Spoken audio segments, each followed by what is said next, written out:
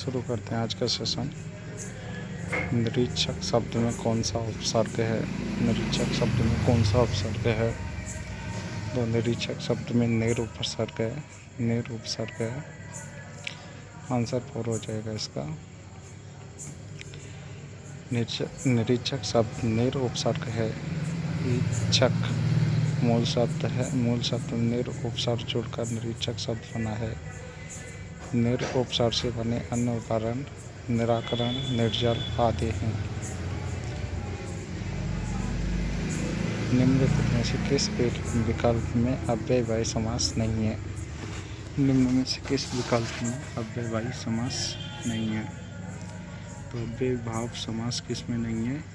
कष्टापन में। कष्टापन में, निरोग में, साफ साफ और भरपूर, इन तीनों में अव्ययवाही समास है। केवल कष्टापन में अव्ययवाही समास नहीं है। कष्टापन में अव्ययभाव समास नहीं है। यह कर्म तत्पुरुष समास का उदाहरण है। कष्टापन कष्ट को आपन, निरोग साफ साफ भरपूर में अव्ययी भाव समास है।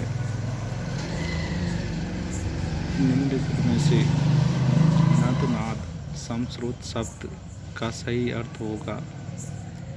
निम्नलिखित में से नद नाद समश्रुत शब्द का सही अर्थ होगा।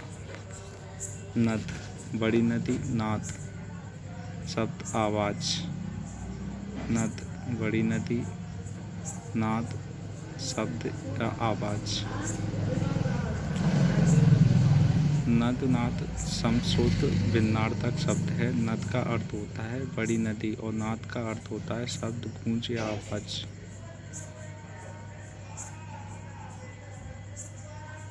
उसके प्राण पखेरु उड़ गए। इस वाक्य में पखेरु शब्द किसका पर्यायवाची है? तो यह है पक्षी का पर्यायवाची। आपके प्राण पखेरु उड़ गए। इस वाक्य में पखेरु शब्द किसका पर्यायवाची है? पक्षी का पर्यायवाची है। किसका पर्यायवाची है? पक्षी का। उसके प्राण पखेरु उड़ गए। इस वाक्य में पखेरु शब्द पक्षी का पर्यायवाची है। पक्षी के अन्य पर्यायवाची हैं पंछी, पख, बिगह, परिंदा, गगनचर, पखेरु, बेहंग, नवचर, द्विज आदि। निम्नलिखित में से व्योज्य शब्द का विलोम होगा। व्योज्य शब्द का विलोम होगा अव्योज्य। निम्नलिखित में से व्योज्य शब्द का विलोम होगा अव्योज्य। अव्योज्य।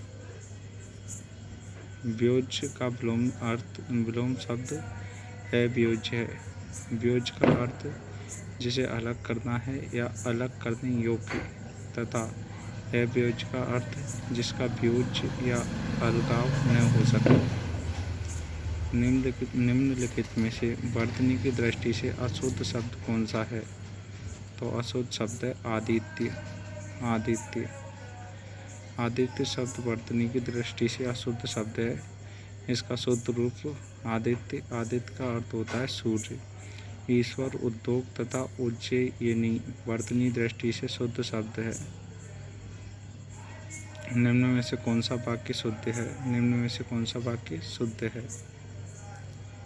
मैं उनसे मिलकर प्रसन्न हुआ। ये वाक्य शुद्ध है, बाकी सभी अशुद्ध हैं। मैं उनसे मिलकर प्रसन्न हुआ, यह शुद्ध वाक्य है। शेष वाक्य अशुद्ध रूप इस प्रकार हैं। तुम अपना काम करो। राम थक कर अपने घर सो गया तथा सभी ने मान लिया कि पृथ्वी घूमती है। बचपन व यौवन के मध्य की उम्र वाक्यांश के लिए सार्थक शब्द होगा वय संधि। वय संधि।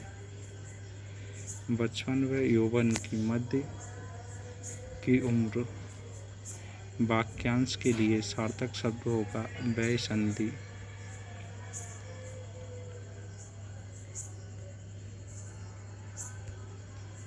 बचपन व यौवन की मध्य की उम्र वाक्यांश के लिए सार्थक शब्द वह संधि होगा। शेष विकल्प के लिए उचित वाक्यांश निम्नानुसार है। स्वभावानुभूति, अपने द्वारा अनुभव किया हुआ। शोध वृत्ति, शोध के लिए दिए जाने वाला अनुदान। स्त्री के स्वभाव जैसा। रैबिट का हिंदी अर्थ होगा। रैबिट यानी रिबेट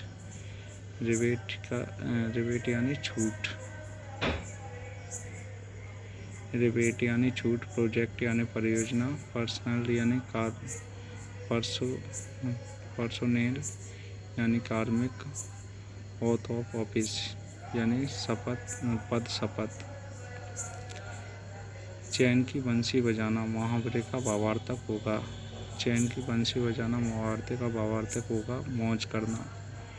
मौज करना। चैन की बंसी बजाना मुहावरे का भावार्थक मौज करना होता है। गुल खिलाने का भावार्थक अय्याशी करना। छल बसना का भावार्थक मृत्यु हो जाना तथा चोली दामन का साथ का भावार्थक अत्यंत निकटता है।